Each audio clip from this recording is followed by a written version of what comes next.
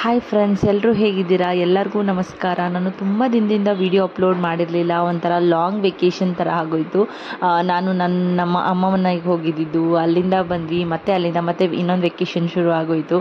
ಹಾಗಾಗಿ ನನಗೆ ಅಲ್ಲಿ ನೆಟ್ವರ್ಕು ಕೂಡ ಸರಿಯಾಗಿ ಸಿಗ್ತಾ ಇರಲಿಲ್ಲ. ಹಾಗಾಗಿ ನಾನು ಅಪ್ಲೋಡ್ ಮಾಡೋಕ್ಕೂ ಆಗ್ತಾ ಇರಲಿಲ್ಲ. ಎಲ್ಲ ಕೂಡ ವಿಡಿಯೋ ಮಾಡ್ಕೊಂಡಿದ್ದೆ, ಬಟ್ ಅಪ್ಲೋಡ್ ಮಾಡೋಕ್ಕೆ ಟೈಮ್ ಸಿಗ್ತಿರಲಿಲ್ಲ. ನಾನು ಬ್ಯಾಂಗ್ಳೂರಿಗೆ ಇವಾಗ ಬಂದಿದ್ದರಿಂದ ಹಳೆ ವೀಡಿಯೋಸ್ ಎಲ್ಲ ಅಪ್ಲೋಡ್ ಮಾಡ್ತೀನಿ, ನಿಮಗೆ ಇಷ್ಟ ಆಗುತ್ತೆ. ಇವಾಗ ನಾನು ಕಂಟಿನ್ಯೂಸ್ ಆಗಿ ಒಂದು 3 to 4 ವೀಡಿಯೋಸ್ ಆಗ್ಬೋದು, ಸ್ವಲ್ಪ ಲೆಂತಿ ಇರುತ್ತೆ ಅನಿಸುತ್ತೆ. ಆ ವೀಡಿಯೋಸ್ನ ಅಪ್ಲೋಡ್ ಮಾಡ್ತೀನಿ. ಅದು ನಮ್ಮ ಅಮ್ಮ ಮನೆಯಲ್ಲಿ ಯಾವ ಥರ ನಮಗೆ ಮದುವೆ ಆಗಿ ಮಕ್ಕಳಾದ ಮೇಲೆ ಹೆಣ್ಮಕ್ಳಿಗೆ ಯಾವ ಥರ ಅದನ್ನು ಸೆರಗಿನ ನೆಣ ಅಂತ ಹೇಳ್ತಾರೆ ಅವ್ರ ಊರ ಕಡೆ ಭಾಷೆಯಲ್ಲಿ, ಅದನ್ನು ಹೇಗೆ ತೀರಿಸಿದ್ರು ಅಂತ ಹೇಳಿಬಿಟ್ಟು ಅದೊಂದು ವಿಡಿಯೋ ಮಾಡ್ಕೊಂಡಿದ್ದೀನಿ. ನಮಗೆ ತುಂಬ ಇಷ್ಟ ಆಯಿತು. ಏನೋ ಒಂಥರ ಡಿಫ್ರೆಂಟಾಗಿ ಇದೆ ಅಂತ ಅನಿಸ್ತು. ತವ್ರ ಮನೆಯಲ್ಲಿ ಈ ಥರ ಮತ್ತೆ ಮದುವೆ ಆದಮೇಲೆ, ಅದು ಎಲ್ಲ ಮಕ್ಕಳಾದಮೇಲೆ ನಮಗೆ ಮತ್ತೆ ಒಂದು ಶಾಸ್ತ್ರ ಮಾಡಿ ಈ ಥರ ಎಲ್ಲ ಇರುತ್ತೆ ಅಂತ ನಮಗೂ ಗೊತ್ತಿರಲಿಲ್ಲ. ಹಾಗಾಗಿ ಅದು ಕೂಡ ಚೆನ್ನಾಗಿತ್ತು. ಹಾಗಾಗಿ ಅದನ್ನು ಕೂಡ ಶೂಟ್ ಮಾಡ್ಕೊಂಡಿದ್ದೀನಿ. ಅದನ್ನು ಕೂಡ ನಾನು ನಿಮಗೆ ನೆಕ್ಸ್ಟ್ ವ್ಲಾಗಲ್ಲಿ ಅದನ್ನು ಅಪ್ಲೋಡ್ ಮಾಡ್ತಿದ್ದೀನಿ. ಅದನ್ನೆಲ್ಲ ರೆಡಿ ಮಾಡಿದ್ದೀನಿ, ಸ್ವಲ್ಪ ಎಡಿಟ್ ಮಾಡಿಬಿಟ್ಟು ನಾನು ನಿಮಗೆ ಅಪ್ಲೋಡ್ ಮಾಡ್ತೀನಿ.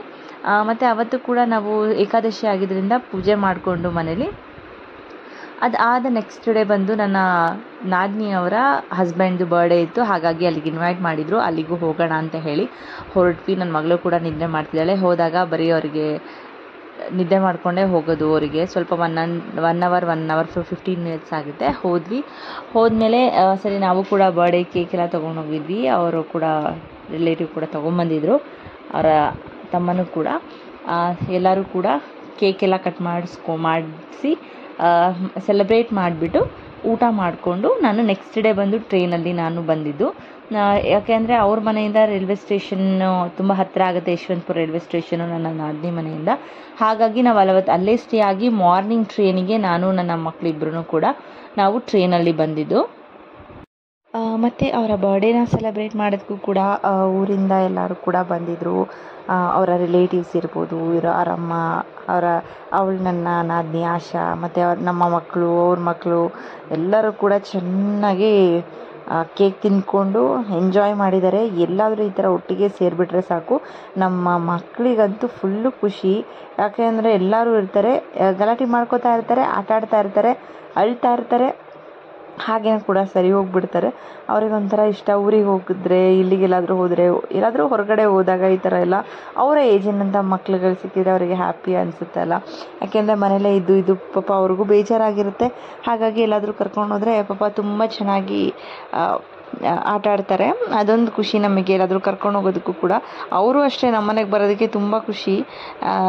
ಅಗಸ್ತ್ಯ ಮತ್ತು ಅರ್ಥಾಗಿಲ್ಲ, ಅವ್ರಿಗೂ ತುಂಬ ಇಷ್ಟ ನಮ್ಮ ಜೊತೆ ಮತ್ತು ನನ್ನ ಮಕ್ಕಳ ಜೊತೆ ಎಲ್ಲ ಆಟ ಆಡೋದಕ್ಕೆ. ವೆಯ್ಟ್ ಮಾಡ್ತಾ ಇರ್ತಾನೆ ಅವನಂತೂ, ಯಾವಾಗ ಬರ್ತೀರಾ ಅತ್ತೆ ಅಂತ ಹೇಳಿ. ತುಂಬ ಇಷ್ಟಪಡ್ತಾರೆ ಮಕ್ಕಳು. ಮತ್ತು ಮಕ್ಕಳಿಗೂ ಕೂಡ ಈ ಥರ ಎಲ್ಲ ಗೆಟ್ ಟುಗೆದರ್ ಥರ, ಇಲ್ಲ ಬರ್ಡೇ ಇರ್ಬೋದು, ಏನೇ ಒಂದು ಸಿಂಪಲ್ ಒಕೇಶನ್ ಇರ್ಬೋದು, ಇಲ್ಲ ನಾರ್ಮಲ್ ಆಗಿ ಬೇರೆ ಟೈಮಲ್ಲೂ ಕೂಡ ನಾವು ಜೊತೆಲಿದ್ದಾಗ ಅವರಿಗೆ ಸಂಬಂಧಗಳು ಏನು, ಅವರ ವ್ಯಾಲ್ಯೂ ಏನು, ಅದೆಲ್ಲ ಗೊತ್ತಾಗುತ್ತೆ. ಅದಕ್ಕೆ ಯಾವಾಗಲೂ ಆದಷ್ಟು ಮಕ್ಕಳ ಜೊತೆ ಮತ್ತು ಫ್ಯಾಮಿಲಿ ಜೊತೆ ಬೆರೆಸೋಕ್ಕೆ ಟ್ರೈ ಮಾಡಬೇಕು ಯಾವಾಗಲೂ ಅಂತ ನನ್ನ ಅಭಿಪ್ರಾಯ. ಮತ್ತು ವೆಜ್ಜು ಮತ್ತು ನಾನ್ ವೆಜ್ ಇಬ್ಬರು ಇದ್ದಿದ್ದರಿಂದ ನಮಗೆ ನಾನ್ ವೆಜ್ ಅವ್ರಿಗೆ ಮಟನ್ ಬಿರಿಯಾನಿ, ಮಟನ್ದು ಚಾಪ್ಸ್ ಮತ್ತು ಚಿಕನ್ ಸಾಂಬಾರು ಮಾಡಿದ್ಲು, ಮತ್ತು ಸ್ವಲ್ಪ ಪನ್ನೀರ್ ಗ್ರೇವಿ ಮತ್ತು ಪರೋಟ ಕೂಡ ಮಾಡಿದ್ಲು ವೆಜ್ ಅವ್ರಿಗೆ, ಮತ್ತು ವೆಜ್ ಸಾಂಬಾರು ಸ್ವಲ್ಪ ಇತ್ತು. ಎಲ್ಲ ಮುಗಿಸ್ಕೊಂಡ್ವಿ. ಅವತ್ತು ನೈಟ್ ಮಲ್ಕೊಂಡು ಬೆಳಗ್ಗೆ ಅಲ್ಲಿಂದನೇ ನಾನು ನನ್ನ ಹಸ್ಬೆಂಡ್ ಕರ್ಕೊಂಡೋಗಿ ರೈಲ್ವೆ ಸ್ಟೇಷನ್ ಬಿಟ್ಟರು. ಅಲ್ಲಿ ಅವರು ರೈಲ್ವೆ ಸ್ಟೇಷನ್ ಟ್ರೈನ್ ಬರೋ ತನಕ ವೆಯ್ಟ್ ಮಾಡಿ ಟ್ರೈನ್ಗೆ ಹತ್ತಿಸ್ಬಿಟ್ಟು ಅವ್ರು ಹೋಗಿದ್ದು. ಯಾಕೆಂದರೆ ಮಕ್ಳನ್ನ ಕಟ್ಕೊಂಡು ನಾನು ಎಲ್ಲೂ ಆ ಥರ ಟ್ರೈನಲ್ಲಾಗಲಿ ಬಸ್ಸಲ್ಲಾಗಲಿ ಹೋಗಿಲ್ಲ ಮಕ್ಕಳಾದಮೇಲೆ. ಯಾಕೆಂದರೆ ಮುಂಚೆ ಹೋಗ್ತಿದ್ದೆ, ಬಟ್ ಇವಾಗ ನನಗೆ ಆ ಥರ ಅಭ್ಯಾಸನೇ ಇಲ್ಲ. ಅದು ನನ್ನ ಚಿಕ್ಕ ಮಗಳು ಆದಮೇಲೆ ಆಲ್ಮೋಸ್ಟ್ 4 years ಆಯಿತು. 4 yearsಯಿಂದ ನಾನು ಓಡಾಡಿಲ್ಲ. ಇದೇ ಫಸ್ಟ್ ನಂಗೆ ಗೊತ್ತಿಲ್ಲ ಅವಳು ಹೇಗಿರ್ತಾಳೆ ಅಂತ ಅಂದ್ಕೊಂಡೆ. ಬಟ್ ಸುಮ್ಮನೆ ಇದ್ಲು, ಬರೋದೆಲ್ಲ ತಿನ್ಕೊಂಡು. ಅಂದರೆ ಹಸ್ಬೆಂಡ್ ಜೊತೆ ಒಂದ್ಸತಿ ಹೋಗಿದ್ದೀನಿ ಟ್ರೈನಲ್ಲಿ. ಅಂದರೆ ನಾವು ಕುಕ್ಕೆಗೆ ಹೋಗಬೇಕಾದ್ರೆ ಆವಾಗ ಹಸ್ಬೆಂಡ್ ಇದ್ದರು, ಓಕೆ ಮ್ಯಾನೇಜ್ ಆಗುತ್ತೆ. ನಾನು ಒಬ್ಬಳೇ ಆ ಥರ ಎಲ್ಲ ಕರ್ಕೊಂಡು ಹೋಗಿಲ್ಲ.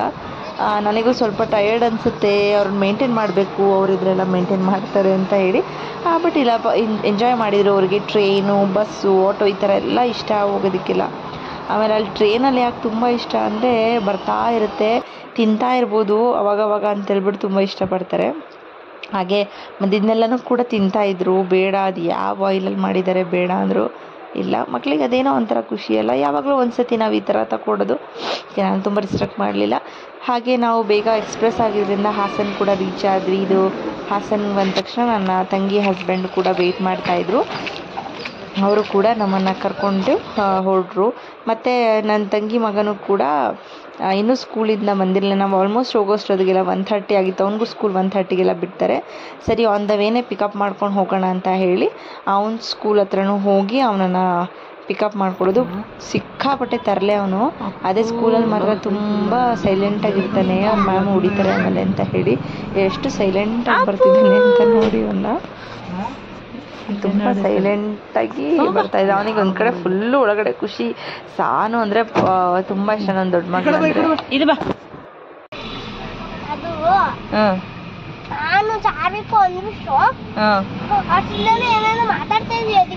ಹೌದಾ. ಮತ್ತು ಅವನನ್ನು ಪಿಕಪ್ ಮಾಡಿಕೊಂಡು ನಮ್ಮ ಮನೆ ಕಡೆ ಬಂದ್ವಿ. ಆಲ್ಮೋಸ್ಟ್ ನಾನು ತುಂಬ ದಿನ ಆಗೋಗಿತ್ತು ಬರದಲ್ಲೇ. ಮಕ್ಕಳು ಸ್ಕೂಲ್ ಸೇರ್ಬೋದು, ತುಂಬ ಇವಾಗ ಬ್ಯುಸಿ ಶೆಡ್ಯೂಲ್ ಇದ್ದಿದ್ದರಿಂದ ನಾನು ಕೂಡ ಇವ್ರದ್ದು ಎಕ್ಸಾಮ್ಸು ಆ ಥರ ಎಲ್ಲ, ಹಾಗಾಗಿ ನಾನು ಕೂಡ ಬಂದಿರಲಿಲ್ಲ. ನೋಡಿ ಎಷ್ಟು ನಮ್ಮಮ್ಮಂಗಂತೂ ಈ ಗಾರ್ಡನಿಂಗ್ ಅಂದರೆ ಭಾಳ ಇಷ್ಟ. ನಮ್ಮಮ್ಮಂಗೂ ಅಷ್ಟೇ, ನನ್ನ ತಂಗಿಗೆ ಮತ್ತು ನನ್ನ ತಂಗಿ ಹಸ್ಬೆಂಡಿಗೆ ತುಂಬ ಇಷ್ಟ ಗಾರ್ಡನಿಂಗ್ ಮಾಡೋದು ಅಂತ ಅಂದರೆ. ನೋಡಿ ಯಾವ ಥರ ಎಲ್ಲ ಬೆಳೆಸಿದ್ದಾರೆ ಅಂತ ಹೇಳಿ ತುಂಬ ಖುಷಿಯಾಗುತ್ತೆ ಅದು ನೋಡ್ತಾ ಇದ್ದರೆ. ಒಂಥರ ಚೆನ್ನಾಗಿ ಅನಿಸುತ್ತೆ. ನಾವಲ್ಲಿ ಇರೋದಕ್ಕೂ ಕೂಡ ಫ್ರೆಶ್ ಆಗಿ ತರಕಾರಿಗಳನ್ನೆಲ್ಲ ಬೆಳೆಸ್ಬೋದು. ಹಾಗಾಗಿ ನೋಡಿ ಆಲ್ರೆಡಿ ಒಳಗಡೆ ಬಂದ್ವಿ. ನಾವು ಪೂಜೆಗೆ ಕೂಡ ಮಾಡ್ತಿದ್ದರಿಂದ ಎಲ್ಲನೂ ಕೂಡ ಅಲ್ಲಿ ಪ್ಯಾಕ್ ಮಾಡಿ ಇಟ್ಟಿದ್ರು, ಪ್ರತಿಯೊಂದನ್ನು ಕೂಡ. ದೊಡ್ಡಪ್ಪ ನೀನ್ ಹಲ್ಲು ನೋಡಿದ್ರೆ ಭಯ ಆಗುತ್ತೆ.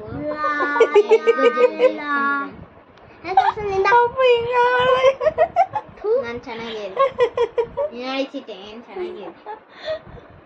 ಸ್ವೀಟಿ ಯಾರನ್ನು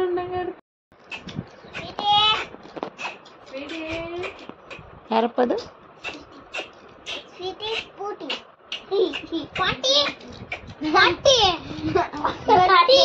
ನನ್ನ ತಂಗಿ ಮಗಳು ಕೂಡ, ಅವಳು ಈಗಿನ್ನೂ 4.5 months ಅವಳಿಗೆ ರನ್ನಿಂಗು.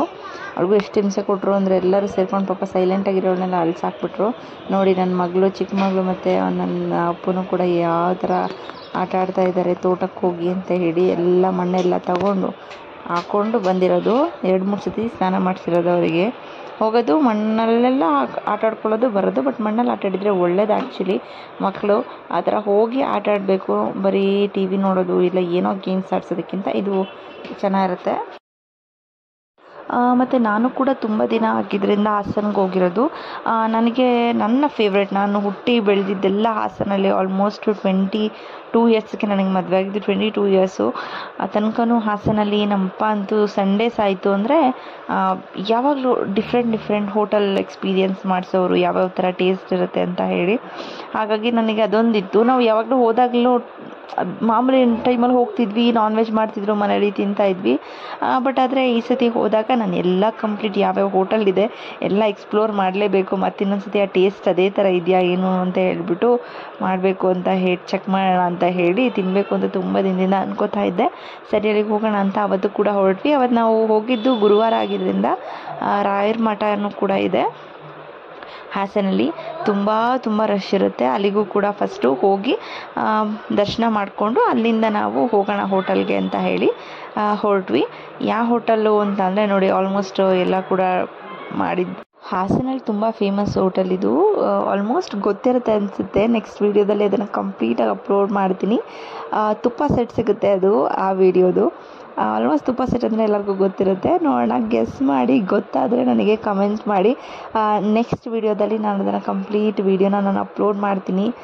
ಮತ್ತು ನಮ್ಮ ತವ್ರ ಮನೇಲಿ ನಮಗೆ ಯಾವ ಥರ ಶಾಸ್ತ್ರ ಮಾಡಿದರು, ಏನೇನೆಲ್ಲ ಆಯಿತು ಅದನ್ನು ಕೂಡ ನಾನು ನೆಕ್ಸ್ಟ್ ವೀಡಿಯೋದಲ್ಲಿ ಅಪ್ಲೋಡ್ ಮಾಡ್ತೀನಿ. ನೋಡ್ತಾ ಇರಿ ಅಂತ ಹೇಳ್ತಾ ನಾನು ಈ ವಿಡಿಯೋನ ನಾನು ಇಲ್ಲಿಗೆ ಎಂಡ್ ಮಾಡ್ತಾ ಇದ್ದೀನಿ.